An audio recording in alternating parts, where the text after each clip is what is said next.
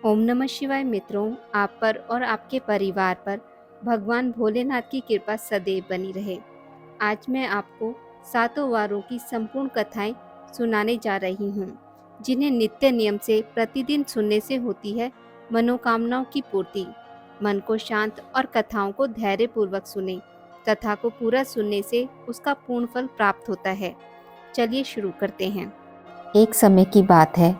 अमरपुर नामक नगर में एक धनवान व्यवसायी रहता था। उसका व्यापार बहुत दूर तक फैला हुआ था।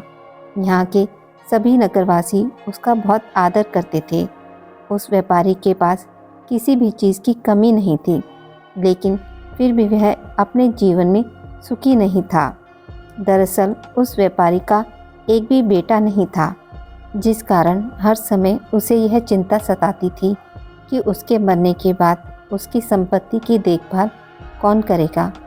वह व्यापारी बेटे की चाहत में हर सोमवार को बाबा भोलेनाथ की पूजा करता और शाम ढलते ही मंदिर जाकर शंकर भगवान के सामने दीप जलाता था। एक दिन माँ पार्वती उसकी श्रद्धा भक्ति से खुश हो गई। उन्होंने बाबा भोलेनाथ से उस व्यापारी की इच्छा पूरी करने के लिए प्रार्थना की। इस पर भगवान शिव ने कहा, इस दुनिया में हर किसी को उसके कार्य के आधार पर फल मिलता है। भगवान शंकर के समझाने पर भी पार्वती जी नहीं मानी। वह लगातार बाबा भोलेनाथ से यही कहती रही कि उस व्यापारी की इच्छा पूरी कर दीजिए। अंत में शिवजी ने माँ पार्वती के अनुरोध पर उस व्यापारी को बेटे का वरदान दिया। आशीर्वाद देने के बाद भगवान शंकर ने पार्वती माता से कहा, मैंने आपके अनुरोध पर उस व्यापारी को बेटे की प्राप्ति का आशीर्वाद तो दे दिया, लेकिन उसका बेटा केवल 16 साल की उम्र तक ही जीवित रहेगा। यही बात भगवान शिव ने उस व्यापारी के सपने में जाकर उसे भी बताई। वरदान पाकर व्यापारी प्रसन्न था, लेकिन बेटे की उम्र 16 साल ही होगी सोचकर फिर दुखी हो गया। वह पहले की तरह फिर से हर सोमवार को भगवान शंकर की पूजा करने लगा। कुछ महीने बीतने के बाद उसके घर में एक बच्चे ने जन्म लिया जो बहुत सुंदर था। उसका नाम अमर रखा गया। बेटे के जन्म के साथ ही व्यापारी के घर में खुशियां छा गई। बेटे के जन्म की खुशी में एक समारोह भी आयोजन किया गया। इस जश्न के माहौल में व्यापारी अभी भी दुखी था। हर समय उसे यही डर लगता रहता था कि उसका बेटा अधिक दिनों तक जीवित नहीं रहेगा। धीरे धीरे समय बीतता गया। उसका बेटा अमर 12 साल का हो गया। एक दिन व्यापारी ने अपने बेटे को अपनी पत्नी के भाई दीपचंद के साथ पढ़ाई के लिए बनारस भेज दिया। वाराणसी जाते समय रास्ते में जहाँ भी अमर और दीपचंद आराम करने के लिए रुकते, वहाँ वो यज्ञ और ब्राह्मणों के लिए भोजन की व्यवस्था करते जाते थे।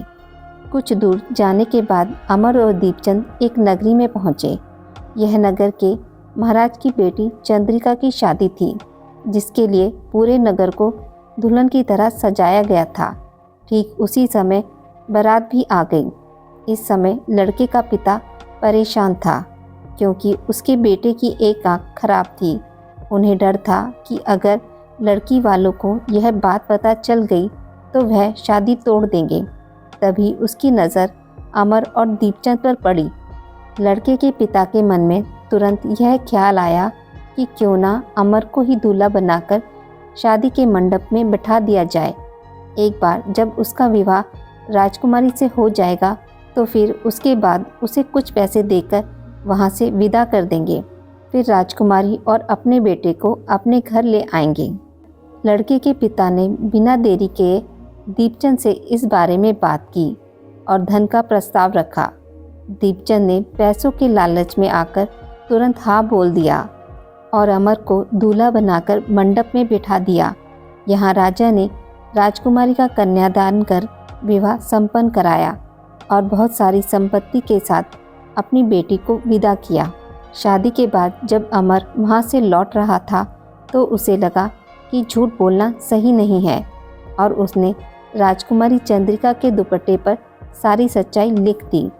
अमर ने लिखा, प्रिय राजकुमारी चंद्रिका, तुम्हारे साथ छल हुआ है। तुम्हारा विवाह मेरे साथ कराया गया। मैं एक व्यापारी का पुत्र हूँ और फिलहाल पढ़ाई के लिए वाराणसी जा रहा हूँ। तुम्हारी शादी जिससे तय हुई थी उसकी एक आंख खराब है।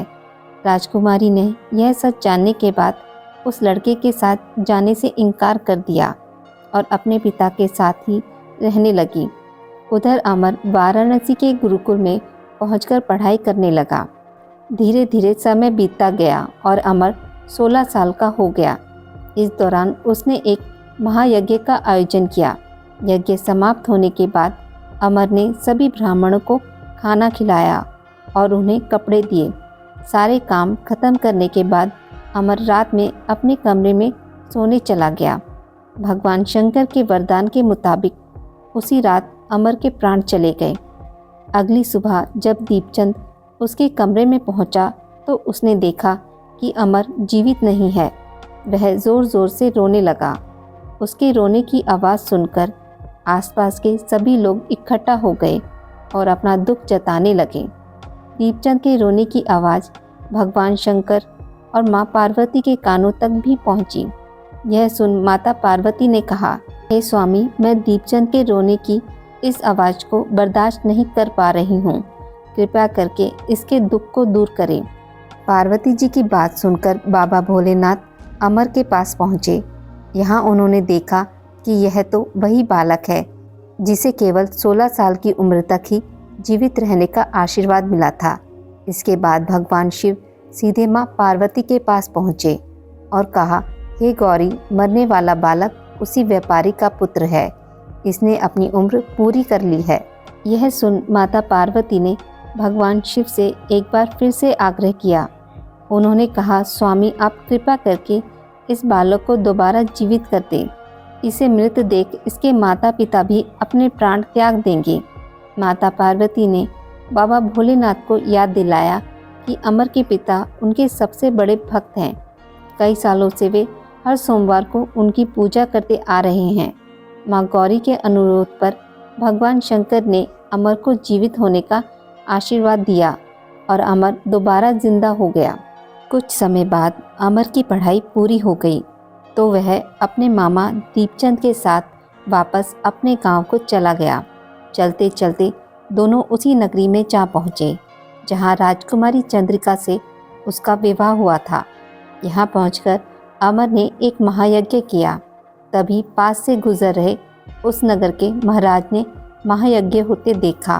महाराज ने एक ही पल में अमर को पहचान लिया और महायज्ञ के समाप्त होते ही वो अमर और दीपचंद को अपने साथ ले गए। कुछ दिनों तक उन्होंने अमर और दीपचंद को अपने महल में ही रखा। उसके बाद महाराज ने संपत्ति और कपड़े देकर राजकुमारी को अमर के साथ भेज दिया। महाराज ने रास्ते में उनकी रक्षा के लिए कुछ सैनिक भी भेज दिए। दीपचंद भी महल से अपने नगर को पहुंचा और दूत के हाथों अमर के आने की सूचना व्यापारी तक पहुंचाई। व्यापारी को जैसे ही पता चला कि उसका बेटा 16 साल की उम्र के बाद भी जीवित है तो वह बहुत खुश हुआ। दरअसल व्यापारी और उसकी पत्नी दोनों ने खुद को एक कमरे में बंद कर लिया था। वह बिना कुछ खाए पिए अपने बेटे का इंतज़ार कर रहे थे। दोनों ने यह प्रण लिया था कि अगर उन्हें अपने बेटे की मौत की खबर मिली तो वह भी अपनी जान दे देंगे। दूत की बात सुनकर व्यापारी और उसकी पत्नी नगर के अन्य लोगों के साथ अपने बेटे के स्वागत के लिए नगर के गेट के पास पहुँचे। यहाँ उसे पता चला कि उसकी बेटे की शादी एक राजकुमारी से हुई है। वह दोनों साथ में आए हैं तो उनकी खुशी दोगुनी हो गई। बेटे और अपनी बहू का स्वागत उसने काफ़ी धूमधाम से किया। उसी रात एक बार फिर बाबा भोलेनाथ व्यापारी के सपने में आए और कहा, मैं तुम्हारी भक्ति से बहुत खुश हूँ। हर सोमवार को तुम मेरी पूजा करते हो, इसलिए मैंने तुम्हारे बेटे को लंबी उम्र का वरदान दिया है। भगवान शिव की यह बातें सुनने के बाद व्यापारी बहुत खुश हुआ। बेटे का जीवन वापस मिलने के बाद भी व्यापारी हर सोमवार को भगवान शिव की आराधना करता रहा। इससे भगवान शिव और माता पार्वती दोनों की ही कृपा व्यापारी के घर पर बनी रही। हे बाबा भोलेनाथ, जैसी कृपा आपने व्यापारी पर करी वैसी सभी पर करना। कथा को कहने वाले, सुनने वाले और हुंकारा भरने वाले पर भी करना। प्राचीन समय की बात है। ऋषिनगर में केशवदत्त ब्राह्मण अपनी पत्नी अंजलि के साथ रहता था। केशवदत्त के घर में धन संपत्ति की कोई कमी नहीं थी। नगर में सभी केशवदत्त का सम्मान करते थे, लेकिन केशवदत्त संतान नहीं होने से बहुत चिंतित रहता था। दोनों पति पत्नी मंगलवार को हनुमान जी की पूजा करते थे। विधिवत मंगलवार का व्रत करते हुए कई वर्ष बीत गए। ब्राह्मण बहुत निराश हो गया, लेकिन उसने व्रत करना नहीं छोड़ा। कुछ दिनों के बाद केशवदत्त हनुमान जी की पूजा करने के लिए जंगल में चला गया। उसकी पत्नी अंजलि घर में रहकर मंगलवार का व्रत करने लगी।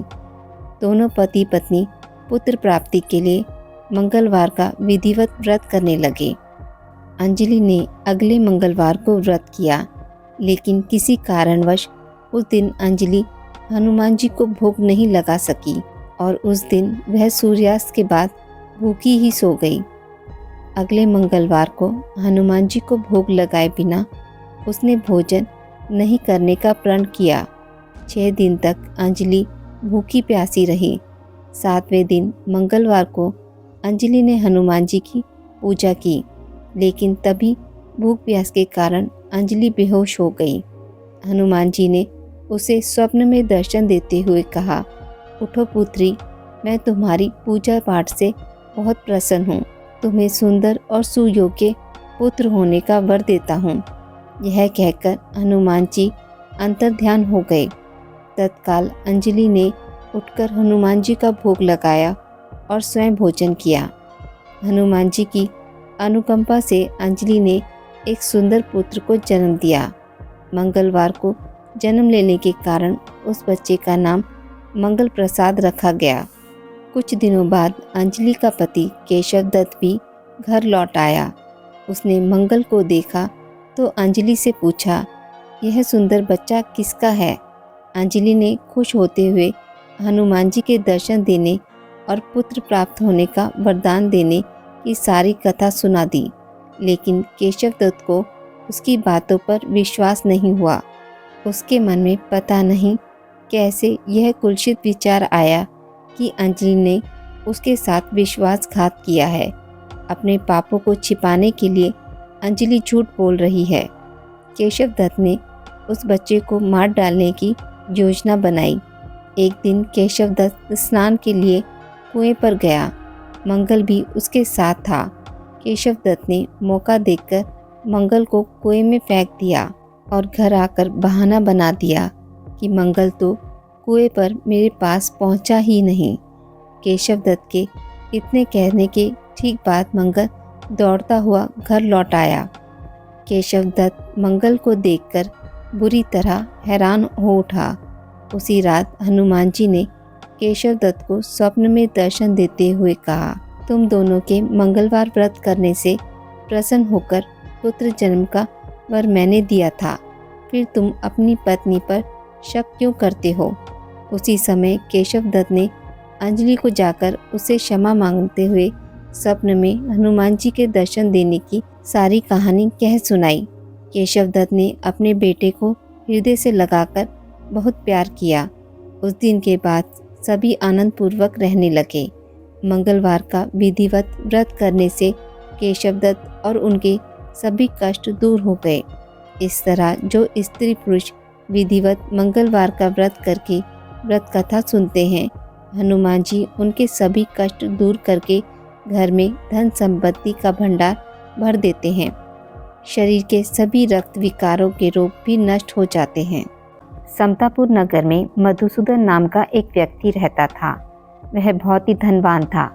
मधुसूदन का विवाह बलरामपुर नगर की सुंदर लड़की संगीता से हुआ था। एक बार मधुसूदन अपनी पत्नी को लेने बुधवार के दिन बलरामपुर गया। मधुसूदन ने पत्नी के माता पिता से संगीता को विदा करने के लिए कहा। माता पिता बोले, बेटा आज बुधवार है, बुधवार को किसी भी शुभ कार्य के लिए यात्रा नहीं करते। लेकिन मधुसूदन नहीं माना। उसने ऐसी शुभ अशुभ की बातों को ना मानने की बात कही। दोनों ने बैलगाड़ी से यात्रा प्रारंभ की। 2 कोस की यात्रा के बाद उसकी गाड़ी का पहिया टूट गया। वहाँ से दोनों ने पैदल की यात्रा शुरू की। रास्ते में संगीता को प्यास लगी। मधुसूदन उसे एक पेड़ के नीचे बैठाकर जल लेने चला गया। थोड़ी देर बाद जब मधुसूदन कहीं से जल लेकर वापस आया तो वह बुरी तरह हैरान हो उठा, क्योंकि उसकी पत्नी के पास उसकी ही शक्ल सूरत का एक दूसरा व्यक्ति बैठा था। संगीता भी मधुसूदन को देखकर हैरान रह गई। वह दोनों में कोई अंतर नहीं कर पाई। मधुसूदन ने उस व्यक्ति से पूछा, तुम कौन हो? मेरी पत्नी के पास क्यों बैठे हो? मधुसूदन की बात सुनकर उस व्यक्ति ने कहा, अरे भाई, यह मेरी पत्नी संगीता है। मैं अपनी पत्नी को ससुराल से विदा करके लाया हूँ। लेकिन तुम कौन हो जो मुझसे ऐसा प्रश्न कर रहे हो? मधुसूदन ने कहा, तुम ज़रूर कोई चोर या ठग हो। यह मेरी पत्नी संगीता है। मैं इसे पेड़ के नीचे बैठाकर जल लेने गया था। इस पर उस व्यक्ति ने कहा, अरे भाई, झूठ तुम बोल रहे हो। संगीता को प्यास लगने पर जल लेने मैं गया था। मैंने तो जल लाकर अपनी पत्नी को पिला भी दिया है। अब तुम चुपचाप यहाँ से चलते बनो, नहीं तो किसी सिपाही को बुलाकर तुम्हें पकड़वा दूंगा। दोनों एक दूसरे से लड़ने लगे। उन्हें लड़ते देख बहुत से लोग वहाँ एकत्र हो गए। नगर के कुछ सिपाही भी वहाँ आ गए। सिपाही उन दोनों को पकड़कर राजा के पास ले गए। सारी कहानी सुनकर राजा भी कोई निर्णय नहीं कर पाया। संगीता भी उन दोनों में से अपने वास्तविक पति को नहीं पहचान पा रही थी। राजा ने दोनों को कारागार में डालने के लिए कहा। राजा के फैसले पर असली मधुसूदन भयभीत हो उठा। तभी आकाशवाणी हुई, मधुसूदन, तूने संगीता के माता पिता की बात नहीं मानी और बुधवार के दिन अपनी ससुराल से प्रस्थान किया। यह सब भगवान बुद्ध देव के प्रकोप से हो रहा है। मधुसूदन ने भगवान बुद्ध देव से प्रार्थना की, हे भगवान बुद्ध देव, मुझे क्षमा कर दीजिए। मुझसे यह बहुत बड़ी गलती हुई है। भविष्य में अब कभी बुधवार के दिन यात्रा नहीं करूँगा और सदैव बुधवार को आपका व्रत किया करूँगा। मधुसूदन के प्रार्थना करने से भगवान बुद्ध देव ने उसे क्षमा कर दिया। तभी दूसरा व्यक्ति राजा के सामने से गायब हो गया। राजा और दूसरे लोग इस चमत्कार को देखकर हैरान हो गए। भगवान बुद्धदेव की इस अनुकंपा से राजा ने मधुसूदन और उसकी पत्नी को सम्मानपूर्वक विदा किया। कुछ दूर चलने पर रास्ते में उन्हें बैलगाड़ी मिल गई। बैलगाड़ी का टूटा हुआ पहिया भी जुड़ा हुआ था। दोनों उसमें बैठकर समतापुर की ओर चल दिए। मधुसूदन और उसकी पत्नी संगीता दोनों बुधवार को व्रत करते हुए आनंदपूर्वक जीवन यापन करने लगे। इस तरह भगवान बुद्धदेव की कृपा से उनके यहाँ खुशियाँ बरसने लगीं। इस तरह जो स्त्री पुरुष विधिवत बुधवार का व्रत करके व्रत कथा सुनते हैं, भगवान बुद्धदेव उनके सभी कष्ट दूर करते हैं। प्राचीन काल की बात है। इसी राज्य में एक बड़ा प्रतापी और दानी राजा राज करता था। वह गुरुवार को व्रत रखकर दीन दुखियों की मदद करके पुण्य प्राप्त करता था, परंतु यह बात उसकी रानी को अच्छी नहीं लगती थी। वह ना तो व्रत करती थी और ना ही दान पुण्य में विश्वास रखती थी। इतना ही नहीं, वह राजा को भी ऐसा करने से मना करती थी। एक समय की बात है, राजा शिकार खेलने के लिए वन में गए। घर पर रानी और दासी थी।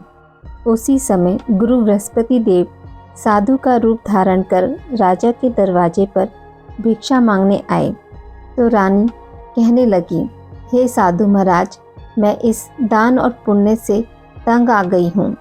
आप कोई ऐसा उपाय बताएं जिससे कि सारा धन नष्ट हो जाए और मैं आराम से रह सकूं। इतना सुनकर बृहस्पति देव ने कहा, हे देवी, तुम बड़ी विचित्र हो। संतान और धन से कोई दुखी होता है? अगर अधिक धन है तो इसे शुभ कार्यों में लगाओ। कुंवारी कन्याओं का विवाह कराओ। विद्यालय और बाग बगीचों का निर्माण कराओ, जिससे तुम्हारे दोनों लोग सुधरेंगे। परंतु साधु की इन बातों से रानी को खुशी नहीं हुई। उसने कहा, मुझे ऐसे धन की आवश्यकता नहीं है जिसे मैं दान दूं और जिसे संभालने में मेरा सारा समय नष्ट हो जाए। तब साधु ने कहा, अगर तुम्हारी ऐसी इच्छा है तो मैं जैसा तुम्हें बताता हूँ तुम वैसा ही करना। गुरुवार के दिन तुम घर को गोबर से लीपना, अपने बालों को पीली मिट्टी से धोना, राजा से हजामत बनाने को कहना, भोजन में मांस मदिरा का प्रयोग करना, कपड़े धोबी के यहाँ धुलने देना। इस प्रकार 7 बृहस्पतिवार करने से तुम्हारा समस्त धन नष्ट हो जाएगा।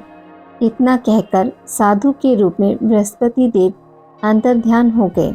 साधु की कही बातों को पूरा करते हुए रानी को केवल 3 बृहस्पतिवार बीते थे कि उनकी समस्त धन संपत्ति नष्ट हो गई। भोजन के लिए राजा का परिवार तरसने लगा। तब एक दिन राजा ने रानी से बोला कि हे रानी, तुम यहीं रहो, मैं दूसरे देश को जाता हूँ, क्योंकि यहाँ पर मुझे सभी लोग जानते हैं, इसलिए मैं कोई छोटा कार्य नहीं कर सकता। ऐसा कहकर राजा दूसरे देश चला गया। वहाँ वह जंगल में लकड़ी काटकर लाता और शहर में बेचता। इस तरह वह अपना जीवन व्यतीत करने लगा।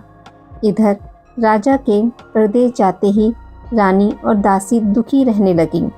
एक बार जब रानी और दासी को 7 दिन तक बिना भोजन के रहना पड़ा तो रानी ने अपनी दासी से कहा, हे दासी, पास के नगर में मेरी बहन रहती है, वह बड़ी धनवान है, तू उसके पास जा और कुछ ले आ, ताकि थोड़ी बहुत गुजर बसर हो जाए। दासी रानी की बहन के पास गई।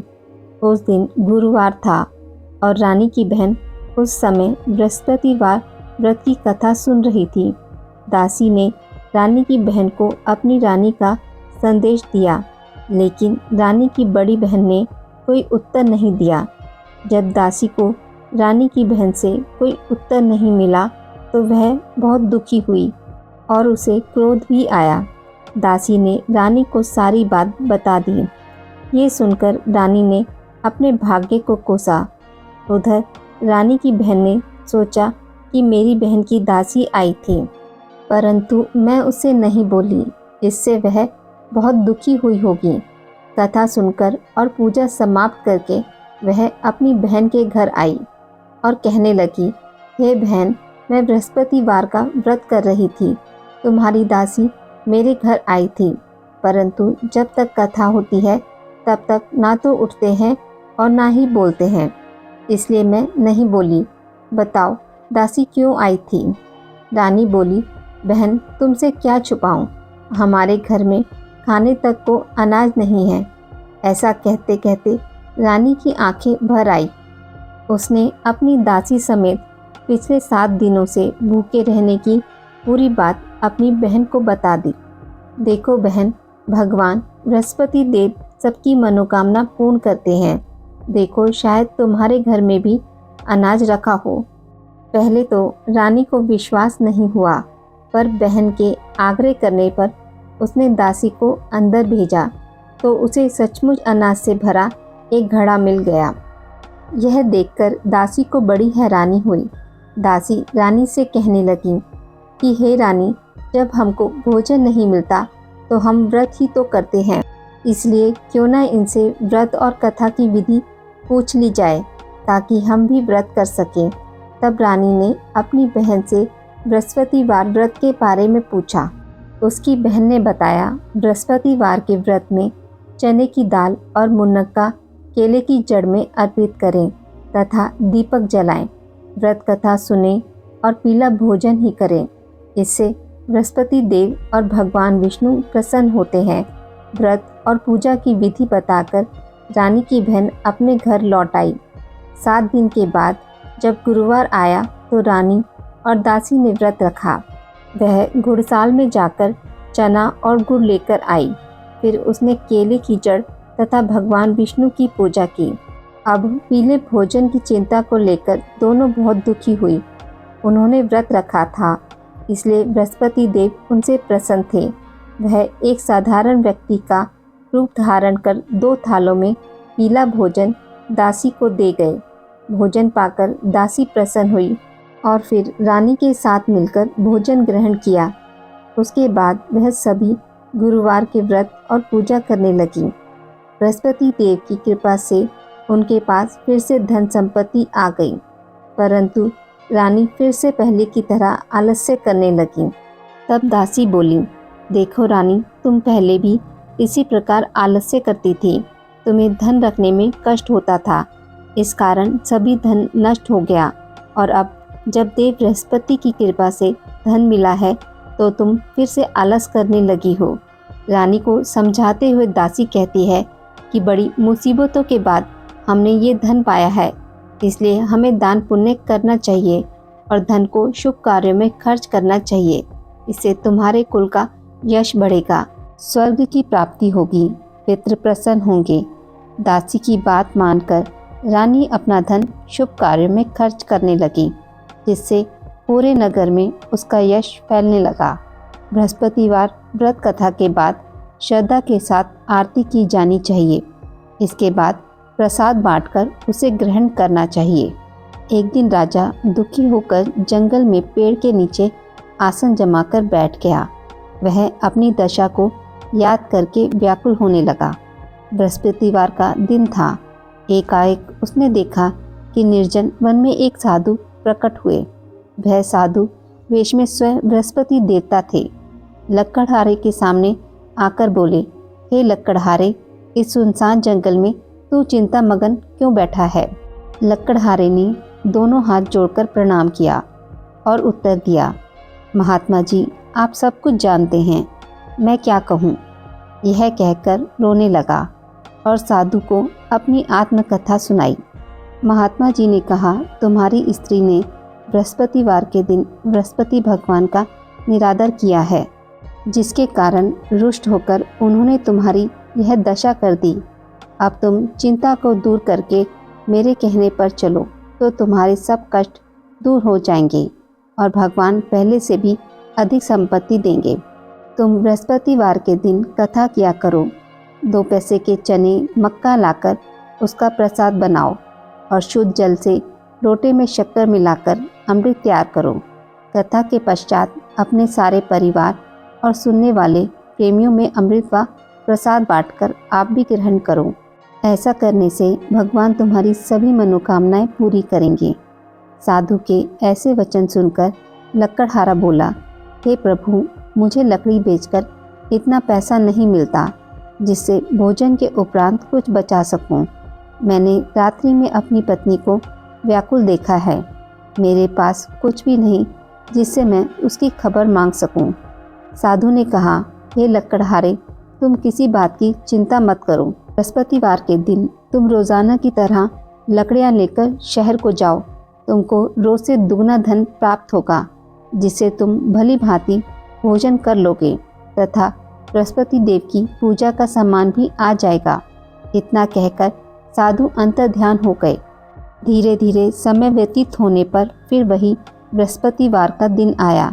लक्कड़हारा जंगल से लकड़ी काटकर किसी शहर में बेचने गया। उसे उस दिन और दिनों से अधिक धन मिला। राजा ने चना गुड़ लाकर गुरुवार का व्रत किया। उस दिन से उसके सभी कलेश दूर हो गए। परंतु जब दोबारा गुरुवार का दिन आया तो बृहस्पतिवार का व्रत करना भूल गया। इस कारण बृहस्पति भगवान नाराज हो गए। उस दिन उस नगर के राजा ने विशाल यज्ञ का आयोजन किया तथा शहर में यह घोषणा करा दी कि कोई भी मनुष्य अपने घर में भोजन ना बनावे, ना आग जलावे। समस्त जनता मेरे यहाँ भोजन करने आवे। इस आज्ञा को जो न मानेगा उसे फांसी की सज़ा दी जाएगी। इस तरह की घोषणा संपूर्ण नगर में करवा दी गई। राजा की आज्ञा अनुसार शहर के सभी लोग भोजन करने गए, लेकिन लक्कड़हारा कुछ देर से पहुंचा, इसलिए राजा उसको अपने साथ घर लिवा ले गए और ले जाकर भोजन करा रहे थे तो रानी की दृष्टि उस खूंटी पर पड़ी जिस पर उसका हार लटका हुआ था। वह वहां पर दिखाई नहीं दिया। रानी ने निश्चय किया कि मेरा हार इस मनुष्य ने चुरा लिया है। उसी समय सिपाहियों को बुलवा उसे कारागार में डलवा दिया।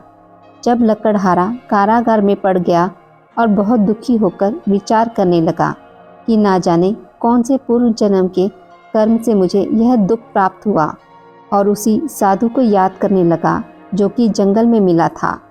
उसी समय तत्काल बृहस्पति देव साधु के रूप में प्रकट हुए और उसकी दशा को देखकर कहने लगे, अरे मूर्ख, तूने बृहस्पति देव की कथा नहीं करी, इसी कारण तुझे दुख प्राप्त हुआ। अब चिंता मत कर, बृहस्पतिवार के दिन कारागार के दरवाजे पर 4 पैसे पड़े मिलेंगे, उनसे तू बृहस्पति देव की पूजा करना, तेरे सभी कष्ट दूर हो जाएंगे। बृहस्पतिवार के दिन उसे 4 पैसे मिले। लकड़हारे ने कथा कही। उसी रात्रि को बृहस्पति देव ने उस नगर के राजा को स्वप्न में कहा, हे राजन, तुमने जिस आदमी को कारागार में बंद कर दिया है वह निर्दोष है, वह राजा है, उसे छोड़ देना। रानी का हार उसी खूंटी पर लटका है। अगर तू ऐसा नहीं करेगा तो मैं तेरे राज्य को नष्ट कर दूंगा। इस तरह रात्रि के स्वप्न को देखकर राजा प्रातःकाल उठा और खूंटी पर हार देखकर लकड़हारे को बुलाकर क्षमा मांगी तथा लकड़हारे को योग्य सुंदर वस्त्र आभूषण देकर विदा कर दिया। बृहस्पति देव की आज्ञा अनुसार लकड़हारा अपने नगर को चल दिया। राजा जब अपने नगर के निकट पहुंचा तो उसे बड़ा आश्चर्य हुआ। नगर में पहले से अधिक बाग, तालाब, कुएं तथा बहुत सी धर्मशाला, मंदिर आदि बन गई हैं। राजा ने पूछा, यह किसका बाग और धर्मशाला है? तब नगर के सब लोग कहने लगे, यह सब रानी और बांदी के हैं। तो राजा को आश्चर्य हुआ और गुस्सा भी आया। जब रानी ने यह खबर सुनी कि राजा आ रहे हैं तो उन्होंने बांदी से कहा कि हे दासी, देख राजा हमको कितनी बुरी हालत में छोड़ गए थे, हमारी ऐसी हालत देखकर वह लौट ना जाएं, इसलिए तू दरवाजे पर खड़ी हो जा। आज्ञा अनुसार दासी दरवाजे पर खड़ी हो गई। राजा आए तो उन्हें अपने साथ लिवा लाई। तब राजा ने क्रोध करके अपनी रानी से पूछा कि यह धन तुम्हें कैसे प्राप्त हुआ है? तब उन्होंने कहा, हमें यह सब धन बृहस्पति देव के इस व्रत के प्रभाव से प्राप्त हुआ है। राजा ने निश्चय किया कि 7 रोज बाद तो सभी बृहस्पति देव का पूजन करते हैं, परंतु मैं प्रतिदिन दिन में 3 बार कहानी तथा रोज व्रत किया करूँगा। अब हर समय राजा के दुपट्टे में चने की दाल बंधी रहती तथा दिन में 3 बार कहानी कहता। एक रोज राजा ने विचार किया कि चलो अपनी बहन के यहाँ हो आवे।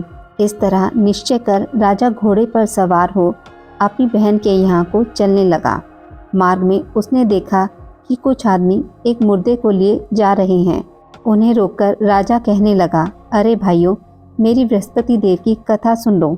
वे बोले, लो हमारा तो आदमी मर गया, इसको अपनी कथा की पड़ी है। परंतु कुछ आदमी बोले, अच्छा कहो, हम तुम्हारी कथा भी सुनेंगे। राजा ने दाल निकाली और जब कथा आधी ही हुई थी कि मुर्दा हिलने लग गया, और जब कथा समाप्त हो गई तो राम राम करके मनुष्य खड़ा हो गया। आगे मार्ग में उसे एक किसान खेत में हल चलाता मिला। राजा ने उसे देख और उससे बोले, अरे भाई, तुम मेरी बृहस्पतिवार की कथा सुन लो।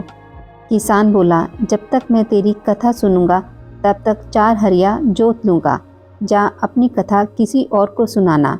इस तरह राजा आगे चलने लगा।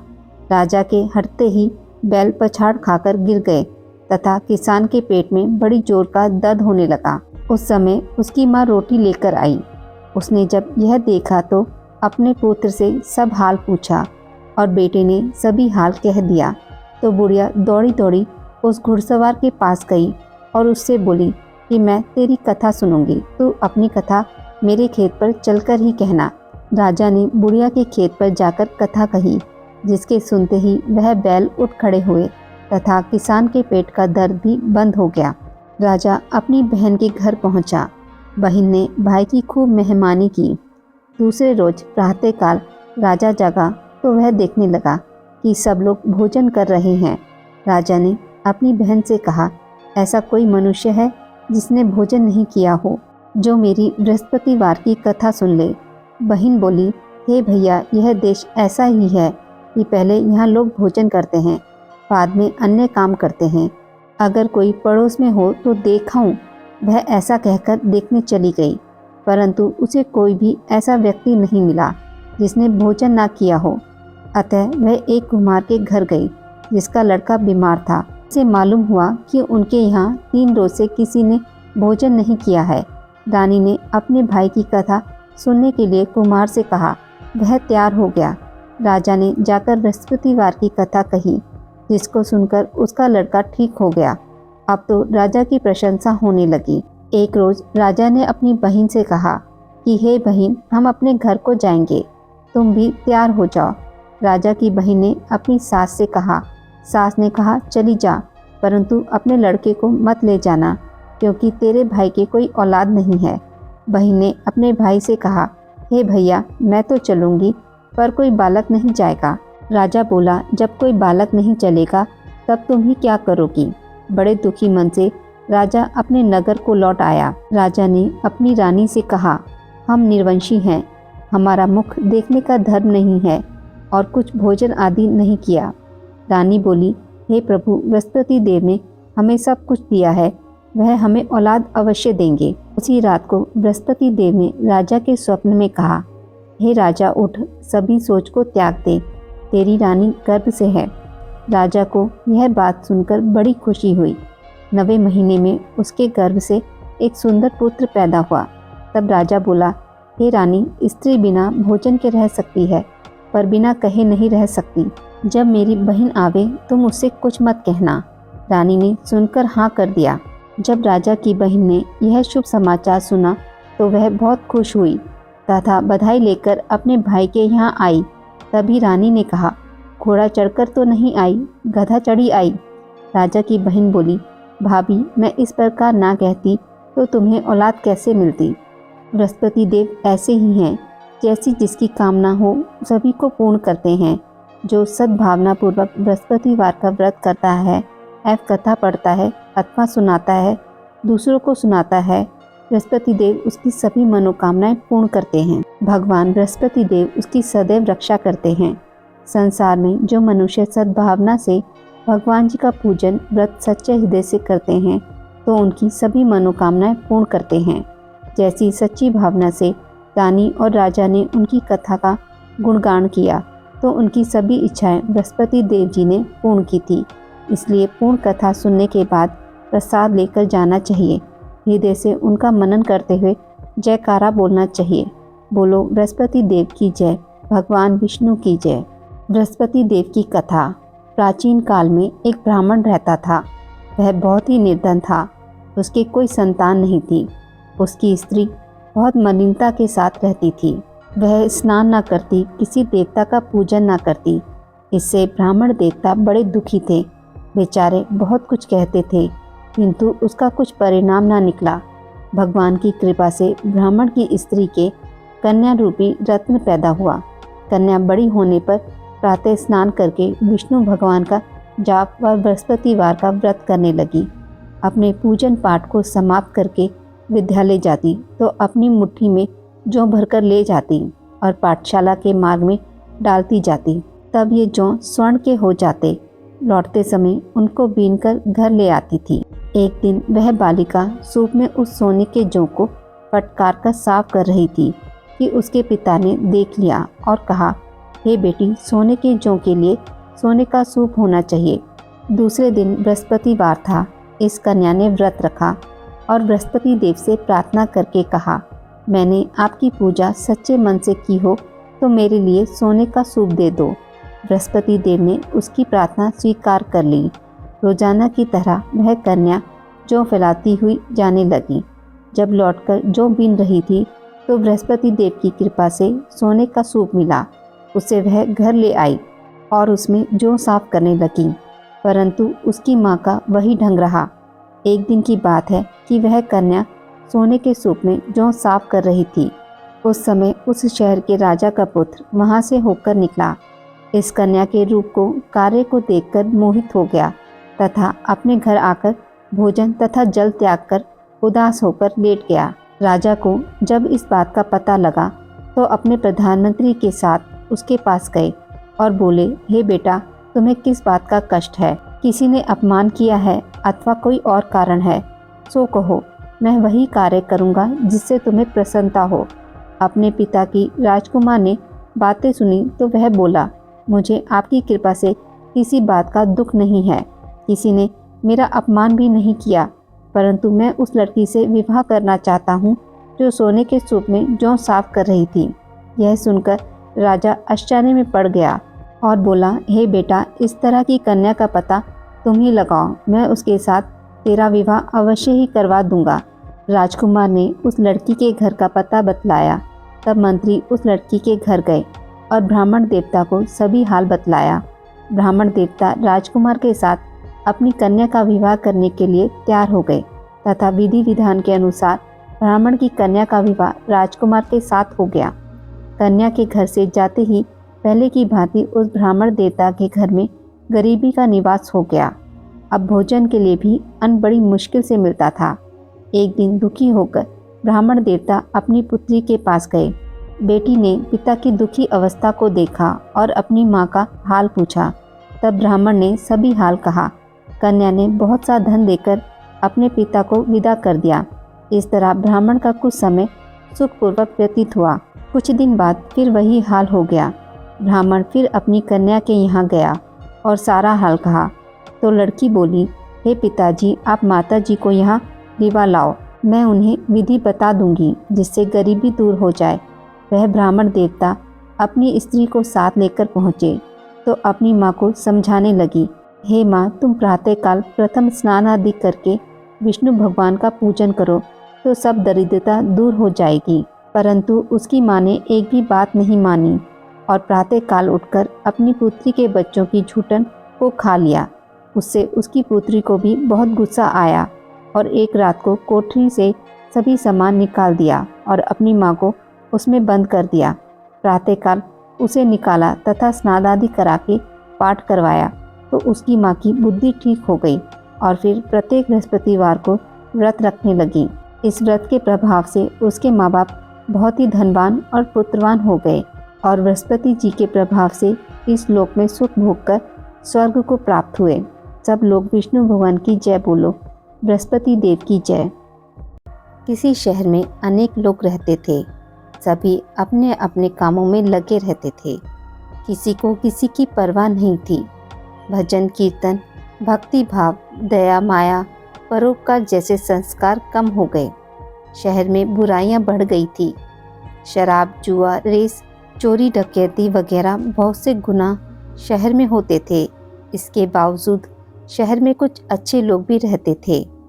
ऐसे ही लोगों में शीला और उनके पति की गृहस्थी मानी जाती थी। शीला धार्मिक प्रवृत्ति की और संतोषी स्वभाव वाली थी। उनका पति भी विवेक और सुशील था। शीला और उसका पति कभी किसी की बुराई नहीं करते थे और प्रभु भजन में अच्छी तरह समय व्यतीत करते थे। शहर के लोग उनकी गृहस्थी की सराहना करते थे। देखते ही देखते समय बदल गया। शीला का पति बुरे लोगों से दोस्ती कर बैठा। अब वह जल्द से जल्द करोड़पति बनने के ख्वाब देखने लगा, इसलिए वह गलत रास्ते पर चल पड़ा। फलस्वरूप वह रोड़पति बन गया, यानी रास्ते पर भटकते भिखारी जैसी उसकी हालत हो गई थी। शराब, जुआ, रेस, चरस, गांजा वगैरह बुरी आदतों में शीला का पति भी फंस गया। दोस्तों के साथ उसे भी शराब की आदत हो गई। इस प्रकार उसने अपना सब कुछ रेस जुए में गंवा दिया। शीला को पति के बर्ताव से बहुत दुख हुआ, किंतु वह भगवान पर भरोसा कर सब कुछ सहने लगी। वह अपना अधिकांश समय प्रभु भक्ति में बिताने लगी। अचानक एक दिन दोपहर को उनके द्वार पर किसी ने दस्तक दी। शीला ने द्वार खोला तो देखा कि एक माजी खड़ी थी। उसके चेहरे पर अलौकिक तेज निखर रहा था। उनकी आंखों में से मानो अमृत बह रहा था। उसका भव्य चेहरा करुणा और प्यार से छलक रहा था। उसको देखते ही शीला के मन में अपार शांति छा गई। शीला के रोम रोम में आनंद छा गया। शीला उस माजी को आदर के साथ घर में ले आई। घर में बिठाने के लिए कुछ भी नहीं था, अतः शीला ने सकुचार कर एक फटी हुई चादर पर उसको बिठाया। माजी बोली, क्यों शीला, मुझे पहचाना नहीं? हर शुक्रवार को लक्ष्मी जी के मंदिर में भजन कीर्तन के समय मैं भी वहां आती हूँ। इसके बावजूद शीला कुछ समझ नहीं पा रही थी। फिर माजी बोली, तुम बहुत दिनों से मंदिर नहीं आई, अतः मैं देखने चली आई। माजी के अति प्रेम भरे शब्दों से शीला का हृदय पिघल गया। उसकी आंखों में आंसू आ गए और वह बिलक बिलक कर रोने लगी। माँ जी ने कहा, बेटी, सुख और दुख तो धूप और छाँव जैसे होते हैं। धैर्य रखो बेटी, मुझे तेरी सारी परेशानी बता। माँ जी के व्यवहार से शीला काफ़ी संभली और सुख की आस में उसने माँ जी को अपनी सारी कहानी कह सुनाई। कहानी सुनकर माँ जी ने कहा, कर्म की गीता न्यारी होती है। हर इंसान को अपने कर्म भुगतने ही पड़ते हैं, इसलिए तू चिंता मत कर। अब तो तू कर्म भुगत चुकी है, अब तुम्हारे सुख के दिन अवश्य आएंगे। तू तो माँ लक्ष्मी की भक्त है। माँ लक्ष्मी तो प्रेम और करुणा की अवतार हैं। वे अपने भक्तों पर हमेशा ममता रखती हैं। इसलिए तू धैर्य रखकर माँ लक्ष्मी का व्रत कर, इससे सब कुछ ठीक हो जाएगा। शीला के पूछने पर माँ जी ने उसे व्रत की सारी विधि बताई। माँ जी ने कहा, बेटी, माँ लक्ष्मी का व्रत बहुत सरल है। उसे वरद लक्ष्मी व्रत या वैभव लक्ष्मी व्रत कहा जाता है। यह व्रत करने वाले की सब मनोकामनाएं पूर्ण होती हैं। वह सुख संपत्ति और यश प्राप्त करता है। शीला यह सुनकर आनंदित हो गई। शीला ने संकल्प करके आंखें खोली तो सामने कोई नहीं था। वह विस्मित हो गई कि माँ जी कहाँ गई। शीला को तत्काल यह समझने देर नहीं लगी कि माँ जी कोई और नहीं, साक्षात लक्ष्मी जी ही थी। दूसरे दिन शुक्रवार था। सवेरे स्नान करके स्वच्छ कपड़े पहनकर शीला ने माँ जी द्वारा बताई हुई विधि से पूरे मन से व्रत किया। आखिर में प्रसाद वितरण हुआ। यह प्रसाद पहले पति को खिलाया। प्रसाद खाते ही पति के स्वभाव में फर्क पड़ गया। उस दिन उसने शीला को मारा नहीं, सताया भी नहीं। शीला को बहुत आनंद हुआ। उनके मन में वैभव लक्ष्मी व्रत के लिए श्रद्धा बढ़ गई। शीला ने पूर्ण श्रद्धा भक्ति से 21 शुक्रवार तथा वैभव लक्ष्मी व्रत किया। 21वें शुक्रवार को माँ जी के कहे मुताबिक उद्यापन विधि करके 7 स्त्रियों को वैभव लक्ष्मी व्रत की 7 पुस्तकें उपहार में दी। फिर माँ जी के धन लक्ष्मी स्वरूप की छवि को वंदन करके भाव से मन ही मन प्रार्थना करने लगी। हे माँ धन लक्ष्मी, मैंने आपका वैभव लक्ष्मी व्रत करने की मन्नत मानी थी। वह व्रत आज पूर्ण किया है। हे माँ, मेरी हर विपत्ति दूर करो, हमारा सबका कल्याण करो। जिसे संतान ना हो उसे संतान देना। सौभाग्यवती स्त्री का सौभाग्य अखंड रखना। कुंवारी लड़की को मन भावन पति देना। जो आपका यह चमत्कारी वैभव लक्ष्मी व्रत करे, उनकी सब विपत्ति दूर करना, सभी को सुखी करना। हे माँ, आपकी महिमा अपार है। ऐसा बोलकर लक्ष्मी जी के धन लक्ष्मी स्वरूप की छवि को प्रणाम किया। व्रत के प्रभाव से शीला का पति अच्छा आदमी बन गया और कड़ी मेहनत करके व्यवसाय करने लगा। उसने तुरंत शीला के गिरवी रखे गहने छुड़ा लिए। घर में धन की बाढ़ सी आ गई। घर में पहली जैसी सुख शांति छा गई। वैभव लक्ष्मी व्रत का प्रभाव देखकर मोहल्ले की दूसरी स्त्रियां भी विधि पूर्वक वैभव लक्ष्मी व्रत करने लगी। एक समय स्वर्गलोक में सबसे बड़ा कौन के प्रश्न पर 9 ग्रहों में वाद विवाद हो गया। विवाद इतना बढ़ गया कि परस्पर भयंकर युद्ध की स्थिति बन गई। निर्णय के लिए सभी देवता देवराज इंद्र के पास पहुँचे और बोले, हे देवराज, आपको निर्णय करना होगा कि हम में से सबसे बड़ा कौन है।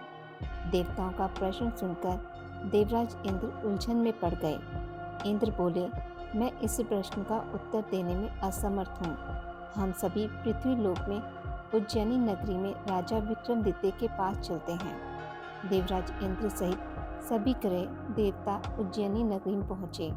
महल में पहुंचकर जब देवताओं ने उनसे अपना प्रश्न पूछा तो राजा विक्रमादित्य भी कुछ देर के लिए परेशान हो उठे, क्योंकि सभी देवता अपनी अपनी शक्तियों के कारण महान थे। किसी को भी छोटा या बड़ा कह देने से उनके क्रोध के प्रकोप से भयंकर हानि पहुंच सकती थी। अचानक राजा विक्रमादित्य को एक उपाय सूझा और उन्होंने विभिन्न धातुओं स्वर्ण, रजत, कांसा, ताम्र, सीसा, रांगा, जस्ता, अभ्रक पर लोहे के 9 आसन बनवाए। धातुओं के गुणों के अनुसार सभी आसनों को एक दूसरे के पीछे रखकर उन्होंने देवताओं को अपने अपने सिंहासन पर बैठने को कहा। देवताओं के बैठने के बाद राजा विक्रमादित्य ने कहा, आपका निर्णय तो स्वयं हो गया। जो सबसे पहले सिंहासन पर विराजमान है वही सबसे बड़ा है। राजा विक्रमादित्य के निर्णय को सुनकर शनिदेव ने सबसे पीछे आसन पर बैठने के कारण अपने को छोटा जानकर क्रोधित होकर कहा, राजा विक्रमादित्य, तुमने मुझे सबसे पीछे बैठाकर मेरा अपमान किया है। तुम मेरी शक्तियों से परिचित नहीं हो। मैं तुम्हारा सर्वनाश कर दूंगा। शनि ने कहा, सूर्य एक राशि पर 1 महीने, चंद्रमा 2.25 महीने, मंगल 1.5 महीने, बुध और शुक्र 1 महीने, बृहस्पति 13 महीने रहते हैं, लेकिन मैं किसी राशि पर 7.5 वर्ष तक रहता हूँ। बड़े बड़े देवताओं को मैंने अपने प्रकोप से पीड़ित किया है। राम को 7.5 के कारण ही वन में जाकर रहना पड़ा और रावण को 7.5 के कारण ही युद्ध में मृत्यु का शिकार बनना पड़ा। राजा अब तो भी मेरे प्रकोप से नहीं बच सकेगा। इसके बाद अन्य ग्रहों के देवता तो प्रसन्नता के साथ चले गए, परंतु शनिदेव बड़े क्रोध के साथ वहां से विदा हुए। राजा विक्रमादित्य पहले की तरह ही न्याय करते रहे। उनके राज्य में सभी स्त्री पुरुष बहुत आनंद से जीवन यापन कर रहे थे। कुछ दिन ऐसे ही बीत गए। उधर शनि देवता अपने अपमान को भूले नहीं थे। विक्रमादित्य से बदला लेने के लिए एक दिन शनिदेव ने घोड़े के व्यापारी का रूप धारण किया और बहुत से घोड़ों के साथ उज्जैनी नगरी पहुंचे। राजा विक्रमादित्य ने राज्य में किसी घोड़े के व्यापारी के आने का समाचार सुना तो अपने अश्वपाल को कुछ घोड़े खरीदने के लिए भेजा। घोड़े बहुत कीमती थे। अश्वपाल ने जब वापस लौटकर इस संबंध में बताया तो राजा विक्रमादित्य ने स्वयं आकर एक सुंदर व शक्तिशाली घोड़े को पसंद किया। घोड़े की चाल देखने के लिए राजा घोड़े पर सवार हुए तो वह घोड़ा बिजली की गति से दौड़ पड़ा। तेजी से दौड़ता घोड़ा राजा को दूर एक जंगल में ले गया और फिर राजा को वहां गिराकर जंगल में कहीं गायब हो गया। राजा अपने नगर को लौटने के लिए जंगल में भटकने लगा, लेकिन उन्हें लौटने का कोई रास्ता नहीं मिला। राजा को भूख प्यास लग आई। बहुत घूमने पर उसे एक चरवाहा मिला। राजा ने उससे पानी मांगा। पानी पीकर राजा ने उस चरवाहे को अपनी अंगूठी दे दी। फिर उससे रास्ता पूछकर वह जंगल से निकलकर पास के नगर में पहुंचा।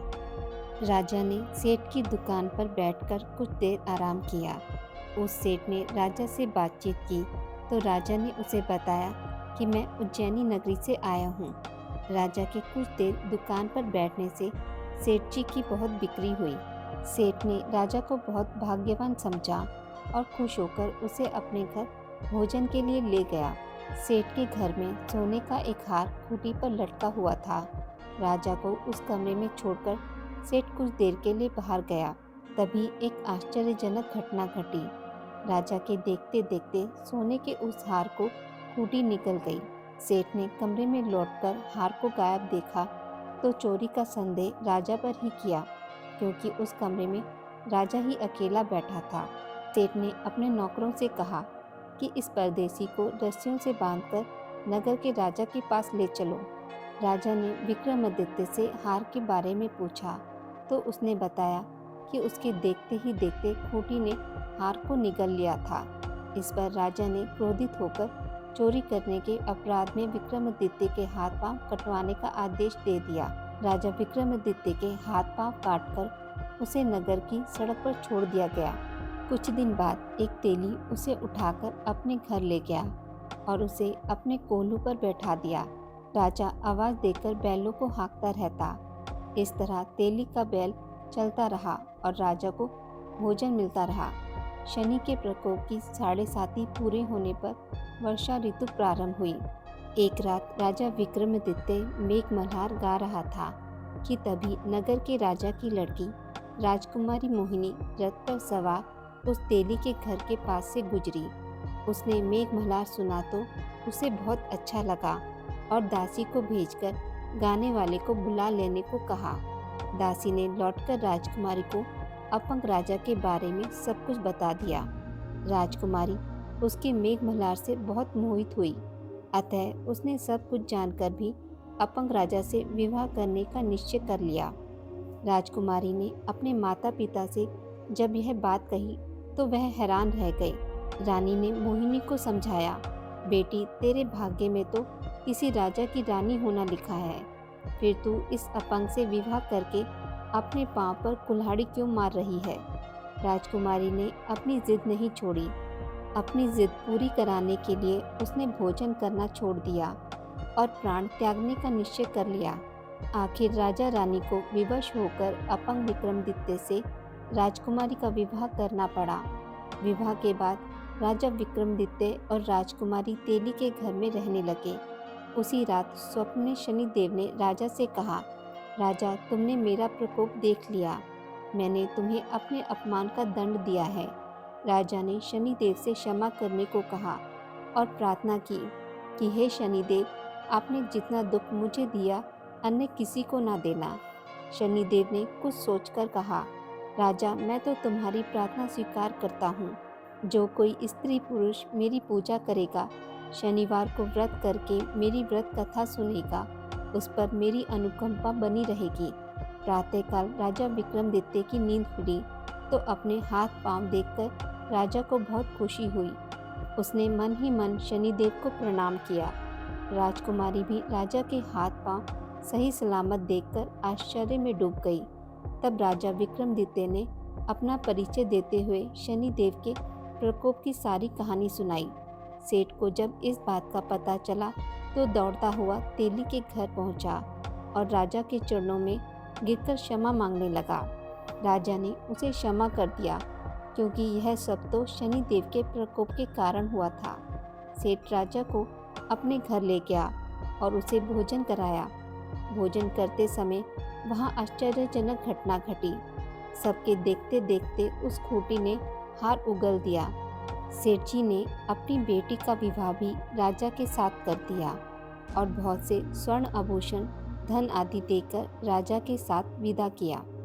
राजा विक्रमादित्य राजकुमारी मोहिनी और सेठ की बेटी के साथ उज्जैनी पहुँचे तो नगरवासियों ने हर्ष से उनका स्वागत किया। अगले दिन राजा विक्रमादित्य ने पूरे राज्य में घोषणा कराई कि शनिदेव सब देवों में सर्वश्रेष्ठ हैं। प्रत्येक स्त्री पुरुष शनिवार को उनका व्रत करे और व्रत कथा अवश्य सुने। राजा विक्रमादित्य की घोषणा से शनिदेव बहुत प्रसन्न हुए। शनिवार का व्रत करने और व्रत कथा सुनने के कारण सभी लोगों की मनोकामनाएं शनिदेव की अनुकंपा से पूरी होने लगी। सभी लोग आनंद पूर्वक रहने लगे। बोलिए शनिदेव महाराज की जय। सालों पहले एक बुढ़िया सूर्यदेव की भक्ति में पूरी तरह से लीन थी।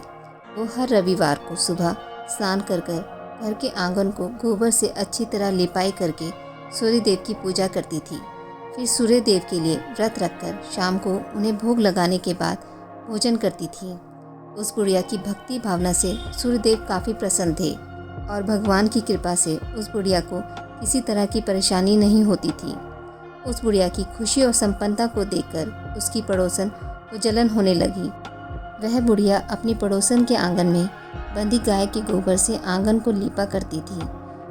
पड़ोसन ने जलन के मारे उस गाय को आंगन की जगह घर के अंदर बांधना शुरू कर दिया। अब अगले रविवार को सुबह बुढ़िया को सूर्यदेव की पूजा करने के लिए गाय का गोबर नहीं मिला, जिस कारण वह सूर्यदेव की पूजा नहीं कर पाई और पूरे दिन खुद भी भूखी रही। रात में सूर्यदेव उस बुढ़िया के सपने में आए और उससे पूजा ना करने और भोग ना लगाने का कारण पूछा। जवाब में बुढ़िया ने बताया, घर के आंगन को लीपने के लिए गोबर नहीं था, इसलिए पूजा नहीं कर पाई। पूजा नहीं करी तो भोग भी नहीं चढ़ाया। बुढ़िया की बात सुनकर सूर्यदेव उनसे कहते हैं कि मैं तुम्हारी भक्ति से प्रसन्न हूँ, इसलिए मैं तुम्हें एक गाय दे रहा हूँ, वो तुम्हारे घर को धन से भर देगी। यह कहते ही सूर्यदेव उसके सपने से चले गए। अगली सुबह जब बुढ़िया की आँख खुलती है तब वह देखती है कि उसके आंगन में एक सुंदर गाय और बछड़ा बंधा हुआ है। यह सब देखकर वह हैरान हो गई। उसे अपने सपने की कोई बात याद नहीं थी। इसे उसने सूर्यदेव की कृपा समझा और गाय को चारा देने लगी। बुढ़िया के आंगन में सुंदर गाय और बछड़े को देखकर पड़ोसन की जलन बढ़ गई। कुछ देर बाद जब बुढ़िया घर के अंदर जाती है तो गाय सोने का गोबर करती है। यह देखकर पड़ोसन चौंक जाती है और उस गोबर को उठाकर अपने घर ले आती है और अपने गाय के गोबर को उसके आंगन में रख देती है। यह सिलसिला कुछ दिनों तक चलता रहा और वो पड़ोसन धनवान हो गई। इधर बुढ़िया को किसी बात की खबर नहीं थी क्योंकि वो सूर्य देव की भक्ति में खोई रहती थी। उधर सूर्य देव को उस महिला की हरकतों पर काफ़ी गुस्सा आता है। उनके गुस्से के कारण धूप काफ़ी बढ़ जाती है, जिस कारण बुढ़िया गाय और बछड़े को घर के अंदर बांध देती है। उसी रात आंधी चलने लगती है, इसलिए वह गाय और बछड़े को आंगन में नहीं निकालती। रात भर गाय अंदर ही बंधी रही। सुबह जैसे ही बुढ़िया की नींद खुलती है तो वो सोने का गोबर देखकर हैरान हो जाती है। उस दिन के बाद से रोज़ाना वो गाय को घर के अंदर बांधने लगी। गाय के सोने के गोबर से बुढ़िया धनवान हो गई, जिसे देखकर पड़ोसन को और जलन होने लगी।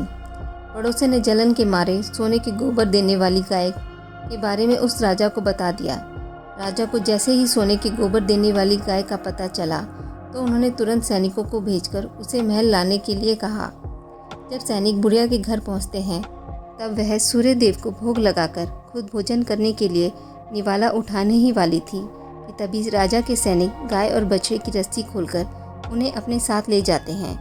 बुढ़िया उनसे गाय और बछड़े को ना ले जाने की प्रार्थना करती है, लेकिन राजा के सैनिक बुढ़िया की एक नहीं सुनते। कुछ ही देर में सैनिक गाय को राजा के पास ले जाते हैं। राजा गाय की सुंदरता को देखकर काफ़ी खुश होते हैं और उसे अपने पास ही रख लेते हैं। गाय व बछड़े के जाने के गम में बुढ़िया बिना खाए पिए पूरे दिन सूर्य देव से गाय और बछड़े को लौटाने की प्रार्थना करती है। इधर दूसरे दिन सुबह राजा सोने का गोबर देखकर हैरान हो जाता है। उधर बुढ़िया भूखी प्यासी सूर्य देव की प्रार्थना में लगी रहती है। बुढ़िया की तकलीफ देखकर सूर्य देव अगली रात राजा के सपने में आकर कहते हैं कि अगर तुमने इस गाय और उसके बछड़े को नहीं लौटाया तो तुम्हारे राज्य पर संकट आ जाएगा, तुम्हारी धन संपत्ति सब नष्ट हो जाएगी। सूर्य देव की बातें सुनकर राजा की नींद टूट जाती है। दूसरे दिन सुबह वो बुढ़िया को गाय और बछड़ा लौटा देते हैं, साथ ही उसे कुछ धन भी देते हैं और उसकी पड़ोसन को सज़ा देते हैं। सूर्य देव की इस चमत्कारी गाय और बुढ़िया पर उनकी कृपा देखकर राजा पूरे नगर के लोगों को हर रविवार सूर्य देव की पूजा करके व्रत रखने के लिए कहते हैं। तभी से ही रविवार के व्रत का चलन शुरू हुआ और राजा के पूरे राज्य में खुशियां ही खुशियां छा गई। आज की इस वीडियो में बस इतना ही।